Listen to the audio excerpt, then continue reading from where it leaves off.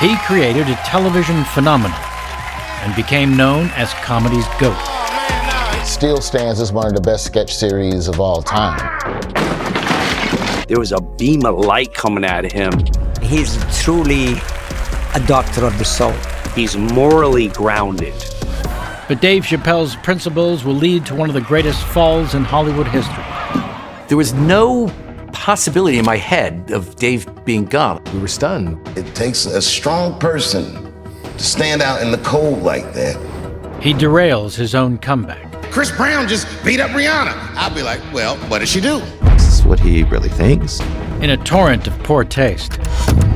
I'm a girl now, nigger, and you must treat me as such. Fallout from Dave Chappelle's latest special on Netflix. It created this dynamic of LGBTQ plus versus black people. I'm sorry if I hurt anybody, et cetera, yada, yada, yada. Everything I'm supposed to say. But Dave Chappelle faces the heat and refuses to get canceled. Think you're gonna try to go after Chappelle? This should be interesting. Am I canceled or not?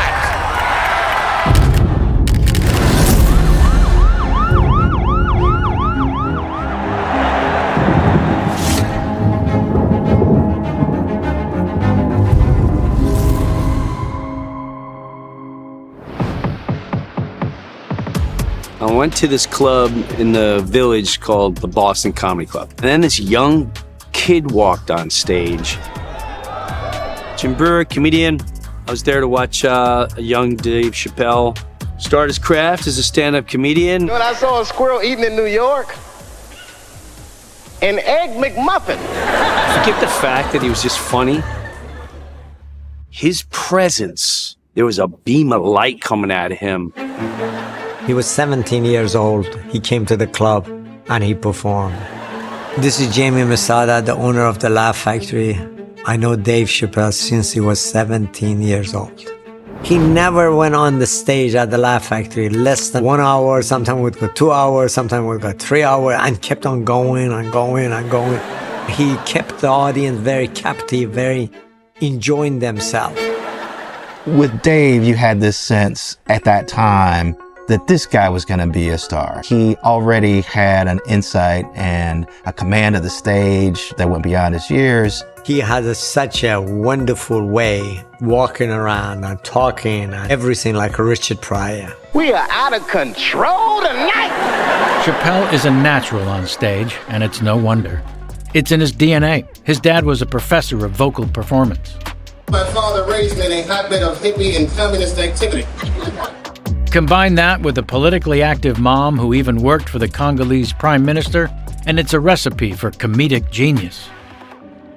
By the time I was 14 years old, I was in nightclubs, mastering an adult world. It's Chappelle's mom who pushes him to hone his craft. And my mom used to sit in the club with me. She'd do a full day of work. You'd be back there falling asleep, just waiting for me to go on. She would watch my show every night. And in his teenage years, Chappelle realizes comedy is his passion, and he transfers to Duke Ellington School of the Arts in Washington, D.C. There's 2 lectures that I got at school that changed the way I do comedy, that turned the light switch on. But it does more than turn on a switch. Chappelle gets a break on America's Funniest Home Videos a year before graduating high school. My impression of Batman fighting crime in my neighborhood. The spot gives him the momentum he needs to move to New York and take a stab at becoming a full-time stand-up comedian. Here's Dave and I, 2 young kids on the scene. Woo! Hey, babe, come here, stick out that butt. Stick out that butt. Get some fries at that shit. Oh, that was a guy. I would see Dave in the clubs and our conversations, especially once we started being around one another. And I'm super blessed to have those moments because we went deep, because he's spiritually grounded. Except comedy isn't quite a religious experience for Chappelle at first. He's booed off stage during amateur night at the Apollo. I just remember looking out and seeing everybody. Ooh, everybody. But he keeps at it, showing up night after night for open mic at a small comedy club. He was so lovable. I mean, you just couldn't stop staring at what was going on. And I looked at my friend Phil. We looked at each other and went, oh my God, this guy's gonna be huge. Chappelle's noticed for his fearless brand of comedy. He takes on race and class. It's like real racially tense out there. I took 2 white friends of mine to an all-black party in LA. These guys were in shock. They had no idea that black people sometimes call each other nigga. Give it up for my man, Dave Chappelle. And HBO wants in, offering him a feature spot on Russell Simmons' Def Jam comedy special. Boy, I just moved up here to New York, boy. Please give a nice warm welcome to Dave Chappelle. Dave! Chappelle kills, and soon he's a regular on the late-night circuit. I worked at Burger King. Hi, can I have a Whopper with cheese? Sure. Whopper with cheese? Like, You son of a bitch, I'm right behind you. While he's making the rounds, Chappelle has a chance encounter with a comedy legend, just as he's casting his next film. Mel Brooks put him in a Robin Hood movie. It was evident what he was capable of, what he was willing to do to get that laugh. Okay, honkies, time in. And how much he enjoyed getting the laugh when he got it. Yeah, boy! You know what happens to people like Dave as they're rising? Everyone else wants to make their money now on the new cash crop while they can. So while they already got him filming a movie, and now there's a TV show, and they want this, and they want that. They're going big. Primetime TV big. We had the same manager, and they lumped us together to sell us to Disney.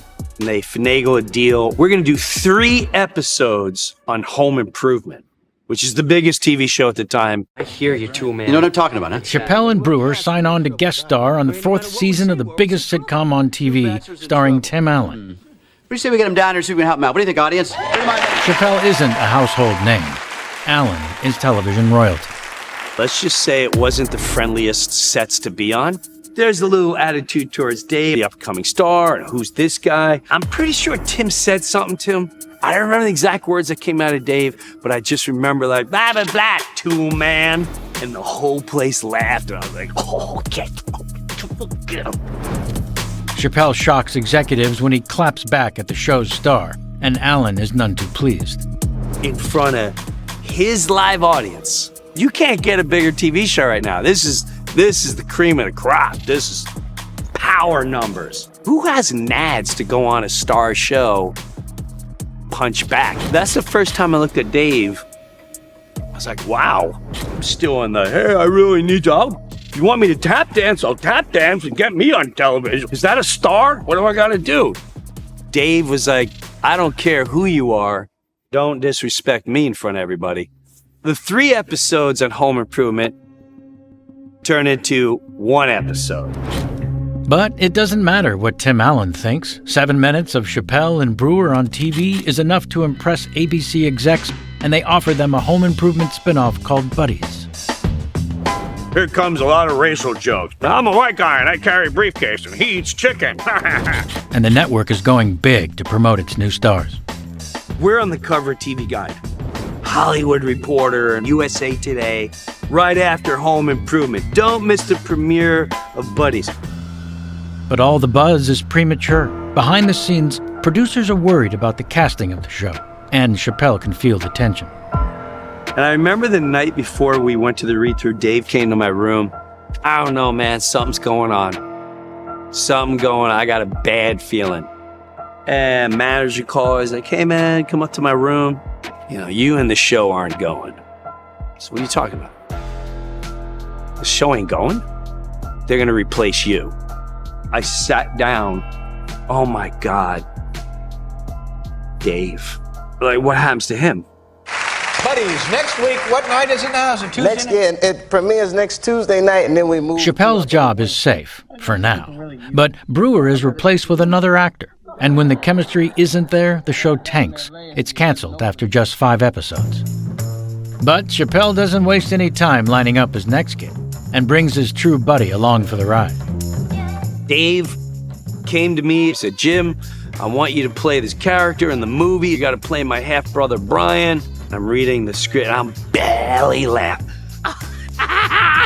Oh my God. You guys feel like you're floating?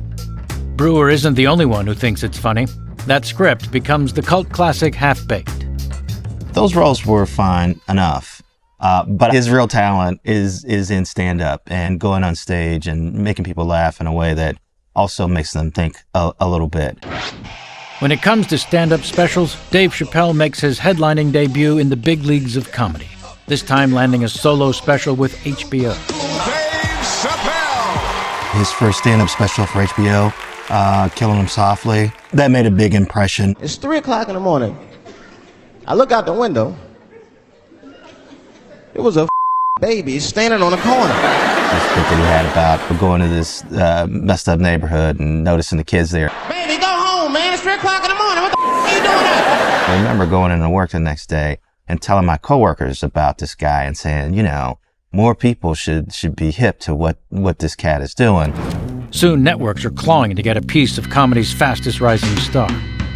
Everybody knew Dave. I mean, he was the real deal. He was very funny, and he was always very sharp. Tony Fox was the guy's name at the time at Comedy Central, said, Dave, please, if you ever have anything, come bring it here. So cut to, I'm guessing 6-8 months later, when he knocked on the door. He had at the time a Fox sitcom, and later found out that he had walked away from, which maybe we should have known. Maybe that should have been foreboding for things to come.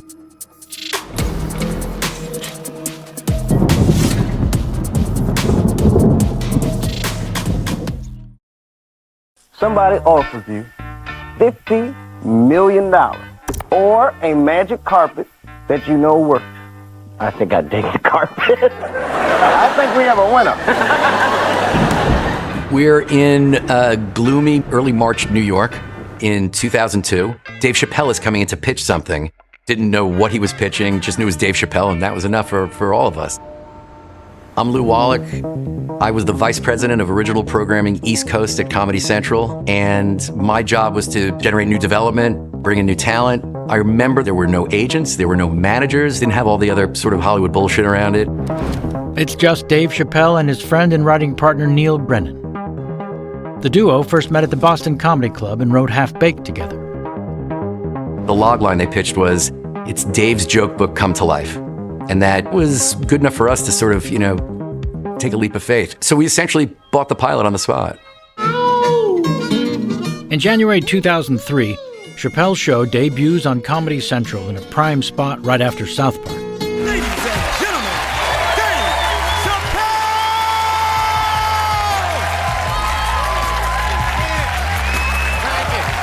It's a legendary skit at the end of the first episode.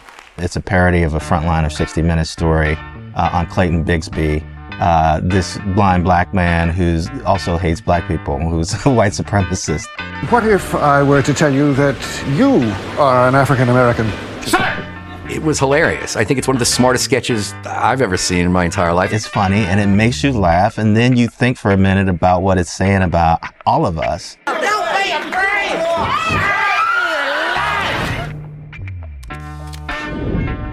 He touched edgy material and talk about African American, black and white. To me, it was very refreshing because of nobody would do that anymore. I loved, especially as a Southerner, seeing some of the ways that he depicted some of the ways that some black people sometimes align themselves with whiteness and how that can be problematic.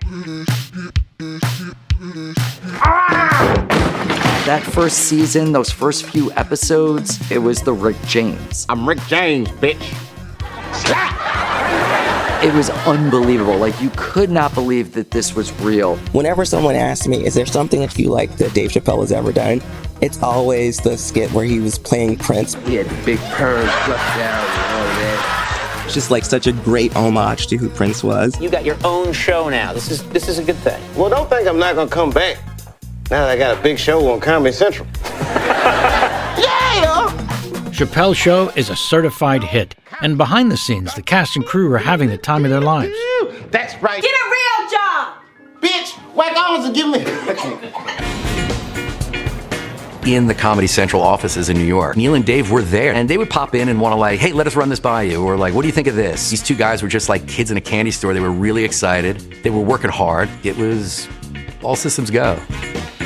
Fans can't get enough, and DVD sales are through the roof. Chappelle's Show becomes the fastest-selling DVD of all time, selling over 1 million copies in the first week alone. The DVD sold tremendously. I mean, back in the early aughts, DVDs were a real business, and Chappelle's Show DVDs were a very real business. There's no question. It's a smash hit and everyone's talking about it. Dave Chappelle is here. His sketch comedy show has been called the funniest half hour on television. We got very popular very quickly after the first season premiered. It was everywhere. My name is Yusef Sutton. I was the talent coordinator and talent supervisor for Chappelle's Show. It was wonderful. I mean, it was the first time in my life that I was really part of a genuine hit, like a hit. The whole country was in on it, and they were clamoring for more. What Dave Chappelle and Neil Brennan put together still stands as one of the best sketch series of all time. Like, it's right there within living color to me. Some would even argue ahead of it. Our best asset in that show was Dave. Aside from being really funny, he's enormously charming. I mean, he really just brings an audience in. He just ascended to heights not many comedians have ever gotten to or since. Chappelle is the newly crowned king of comedy. But with the success of season 1 comes a whole new level of pressure for season 2. That freewheeling, easy, carefreeness that was a part of that first season was gone. Can't do this anymore. What? Why not? I'm burnt out, Lou. I got a family, man. I'm working 20-hour days every day. I ain't making no money. In the last episode of season 2, there was a sketch in which, in the first scene, the cold open that I appeared in with my colleague, and Dave was talking about not getting paid enough money, not his renegotiation in the sketch. Ha ha. You signed a contract for 2 seasons, and I don't know if you've read USA Today, but we expect you back for a 3rd. Oh, really? Really? Expect me back, huh? Well, guess what? Expect this. My resignation, effective immediately. I quit. That's when a lot of the negotiations were happening, to come back for a potential season 3 and 4.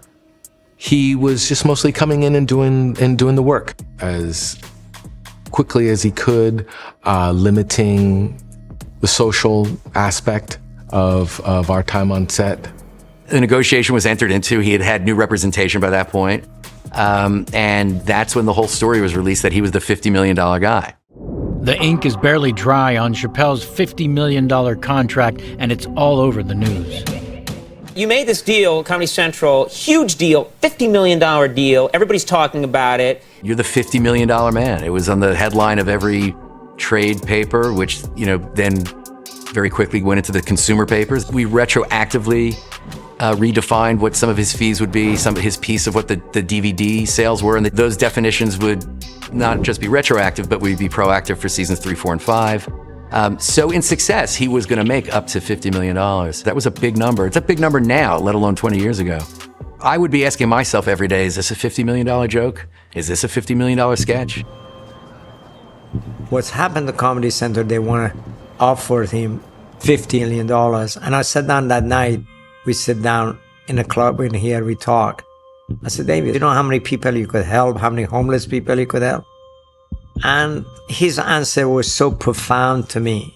He said, Jamie, I know what's funny, what's not funny. I cannot stand a couple of white guys, they went to school, they have 3-piece suit, and they're telling me what's funny, what's not funny. I can't do that. I would sell my soul to the devil if I do that. As a black performer, you're often saddled with presenting what you believe is the most honorable and realistic depiction of the black experience.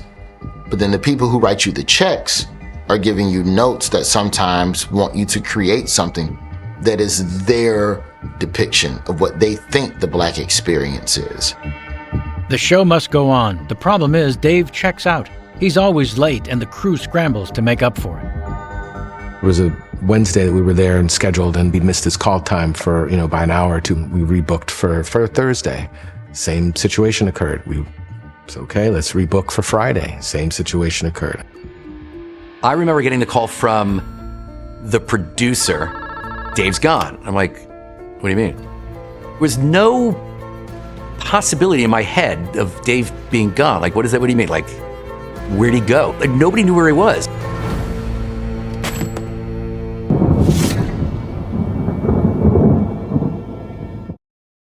Dave's gone. No one knew where he was. Dave Chappelle is missing. He's been a no-show to the set of his hit series for days.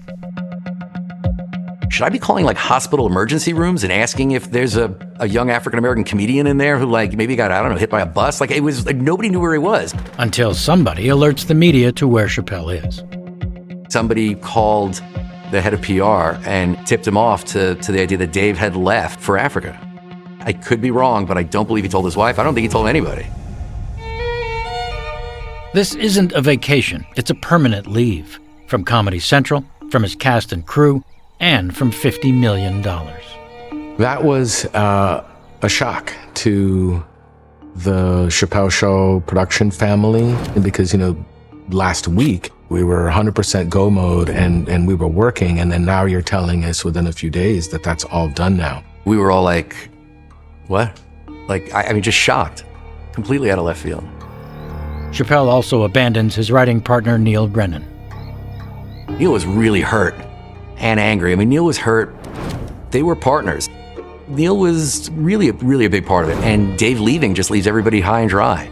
Why would you do that? But the man had his reasons. The brother must be crazy. I mean, a lot of people wonder what was going on.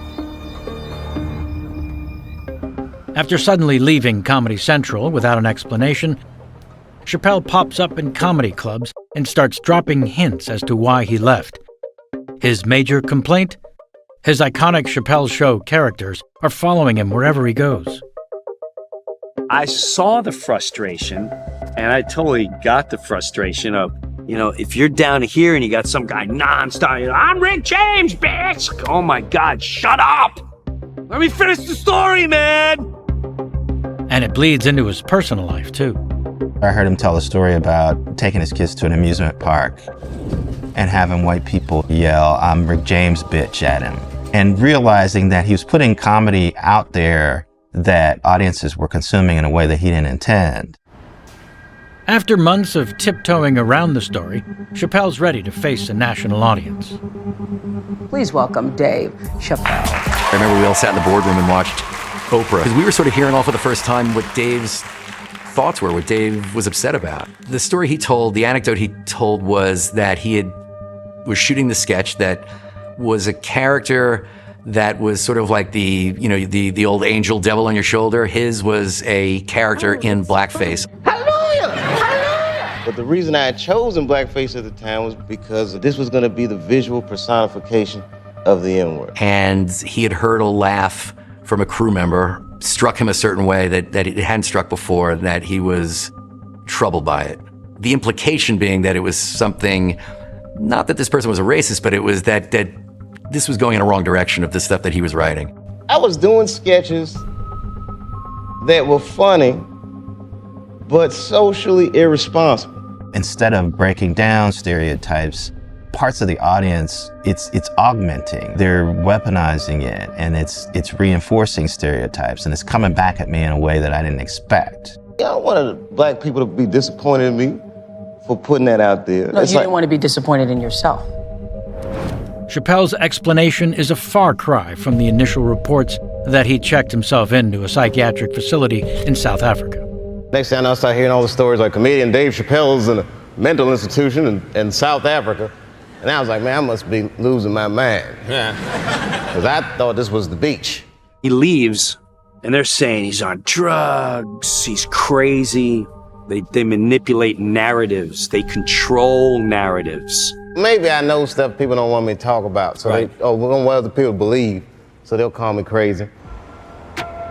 Nobody knows what really happened behind closed doors at Comedy Central. But after a handful of media appearances, Chappelle's done talking. He vanishes from the spotlight for a decade. He left us at the height of his global stardom. Chappelle ended up canceling himself, and it shocked everybody. Nobody walks away from that money. The only one that ever has is Dave Chappelle.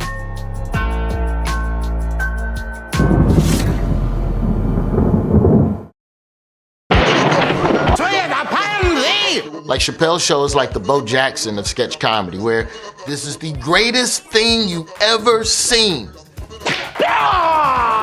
but for just 2 seasons. The biggest comedy show on TV abruptly comes to an end after its star Dave Chappelle abandons show business, leaving the network to pick up the pieces.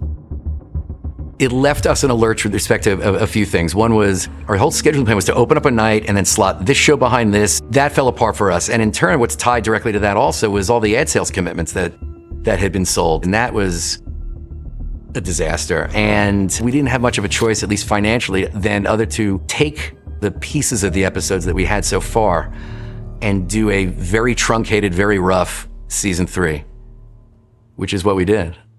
I don't think he's coming. Oh, let's start the show.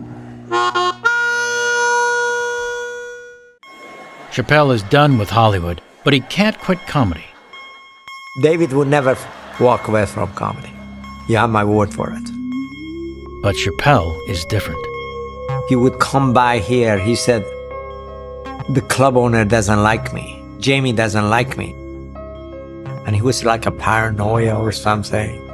You know, people, they go and try to discover themselves. They take stuff, whatever it was. Chappelle is vigilant in staying out of the spotlight, asking the audience to lock away their phones.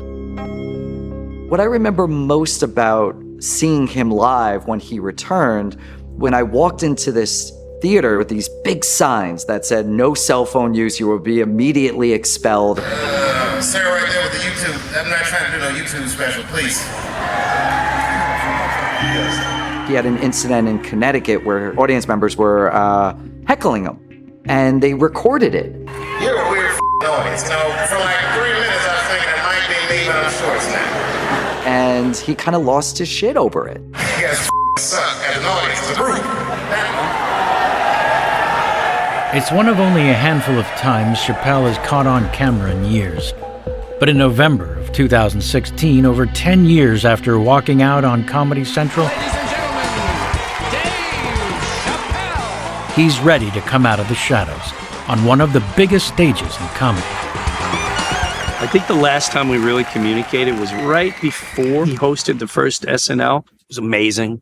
I remember saying, "Oh my God, that was brilliant. You're what the times need." Making a comeback is scary as hell. When Chappelle came back, it was like a god returning to earth, right?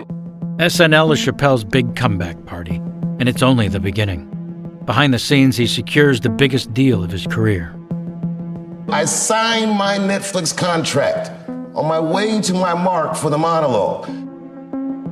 More than a decade after walking out on Chappelle's show, the comedian inks a $60 million deal with Netflix. The deal is massive, and it has everyone talking. Even TMZ is in awe. $50 million deal, you say no to that. Everybody said that he blew the opportunity of a lifetime. He'll never be back. Nah, he's back. It's one of the biggest Phoenix Rising type thing. As comedians, it's a fraternity, sorority atmosphere. So you go, okay, that guy got done wrong, and now he's back getting some opportunities. Good for him. I'm a black person in America. One of the first things that you learn about black culture is we want every black person to win. And so I was delighted to know that he was going to get the economic opportunity that it felt like he deserved after having to, suffer through all of the situation from Comedy Central.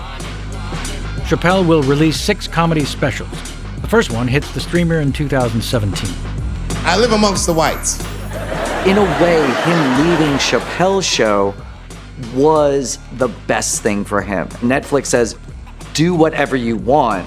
Here we are, Los Angeles, the world capital of rape and dick breath. He was now unencumbered by cable's rules, by corporations' rules.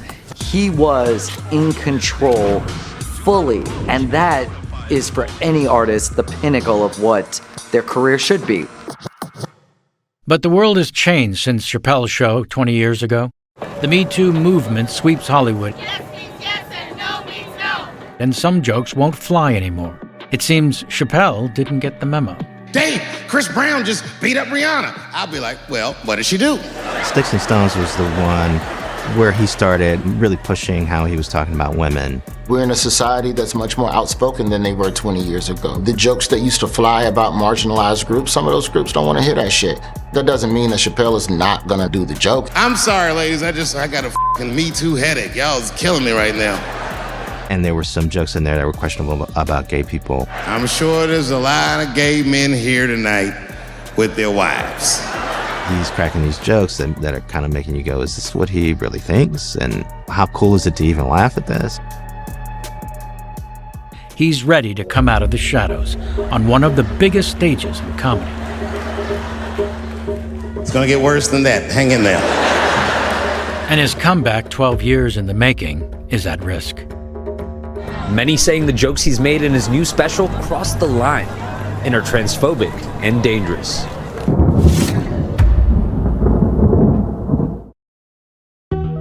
A week before the closure was released, I got an email from my diversity and inclusion contact saying, "Hey, B, the closure is going to be released. I'm B. Pagel's minor. My pronouns are they, them, theirs. I am a former employee of Netflix." I responded back saying, what's the content? What does it look like? They look at trans women the way we blacks might look at blackface. It offends them. Like, ooh, this bitch is doing an impression of me. Gender is a fact. Fallout from Dave Chappelle's latest special on Netflix. In the midst of an epic comeback, Dave Chappelle faces the biggest controversy of his career. After actually going through the whole special, we found out not only was it offensive to TG&T people, it also created this dynamic of LGBTQ plus versus black people. And personally, as a black LGBTQ plus person, I was just like, wow, you're literally asking me to choose between my identities. Women get mad at me. Gay people get mad at me. Lesbians get mad at me. But I'm gonna tell you right now, and this is true. These transgenders, these niggas want me dead. There are those who consider Dave Chappelle to be a comic genius, but many say his latest special is once again making some critics wonder if it's more offensive than funny. I'm a girl now, nigger, and you must treat me as such. By the very next day, I started getting messages from employees saying, I am in a really bad space mentally wise. I feel like I'm not sure why I work here. This has caused me to question everything. And how disturbing it was that our own company had made our employees feel that way. But Netflix co-CEO Ted Sarandos defends the special, releasing an internal memo saying that the closer doesn't cross the line. But the entire response from the senior team was, you people are just not smart enough.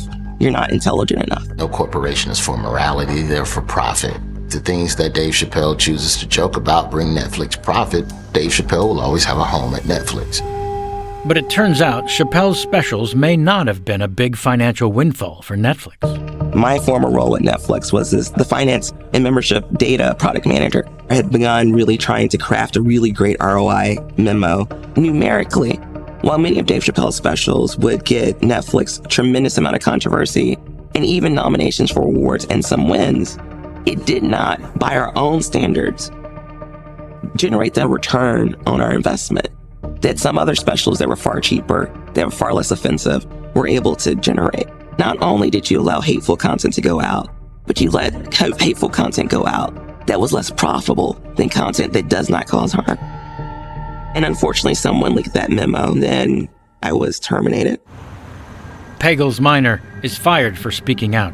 And while they are packing up their desk, other LGBTQ plus employees rally together.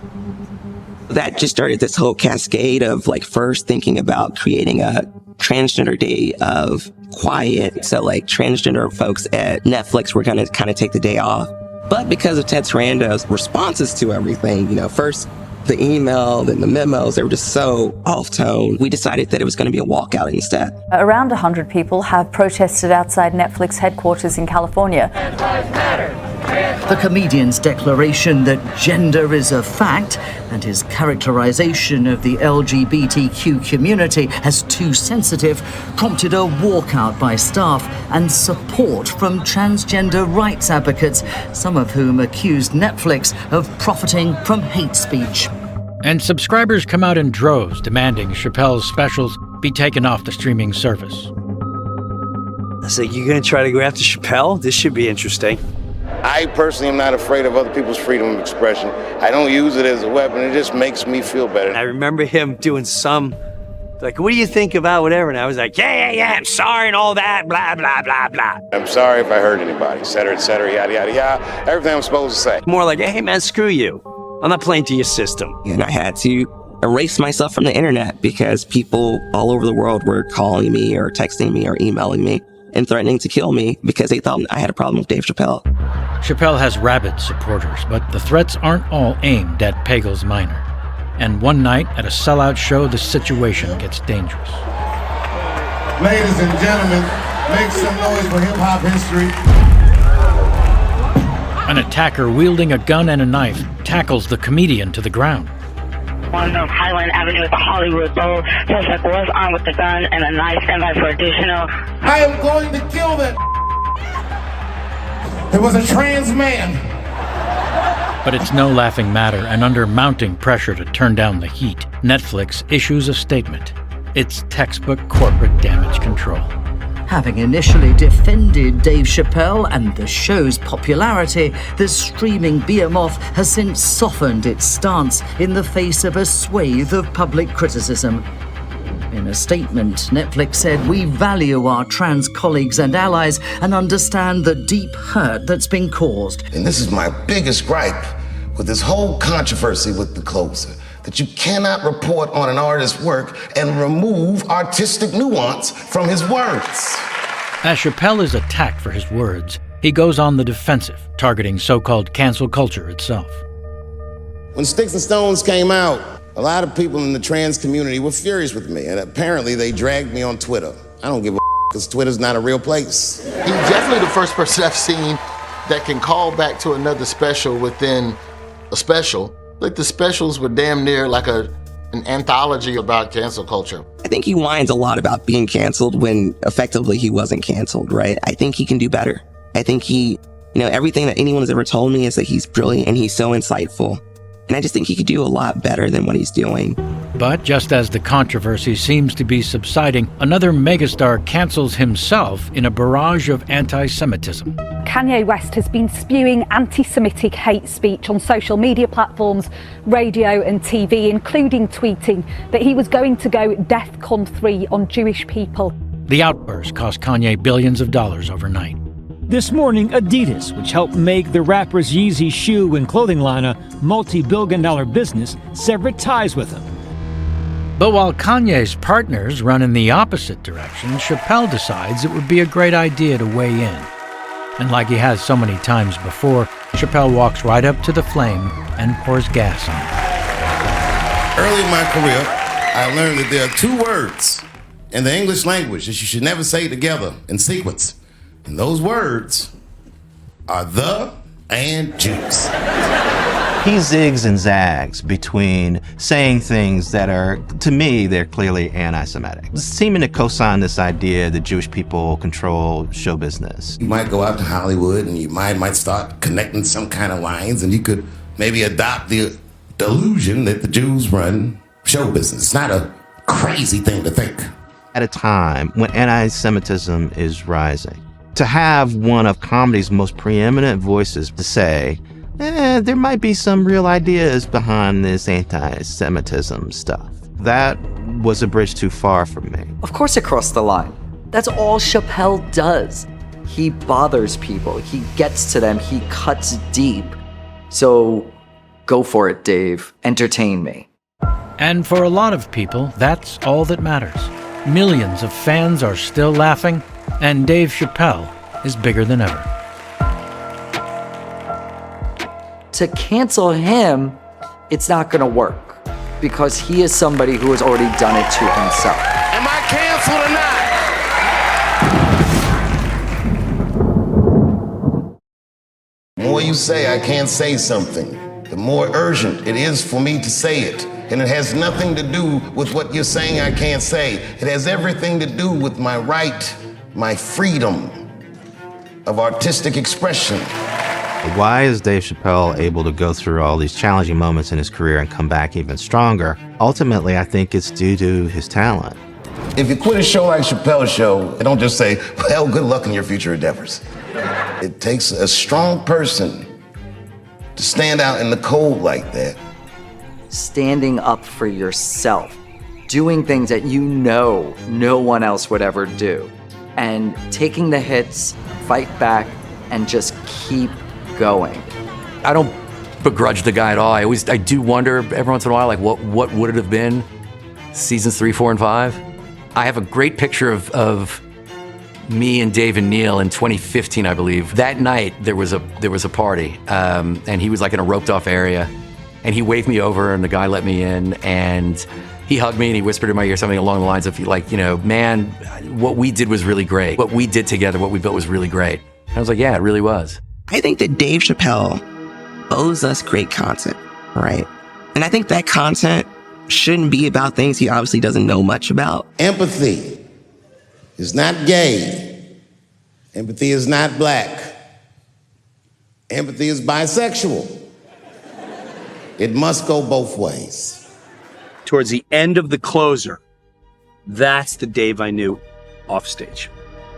I love seeing the transformation of that person to on stage. That's an incredible human being for the rest of the world to get to know. Dave shows his real feelings about the controversy surrounding his specials when his old high school wants to name their theater after him. The idea that my name will be turned into an instrument of someone else's perceived oppression is untenable to me. So on Friday, I decided that I don't want my name on the school.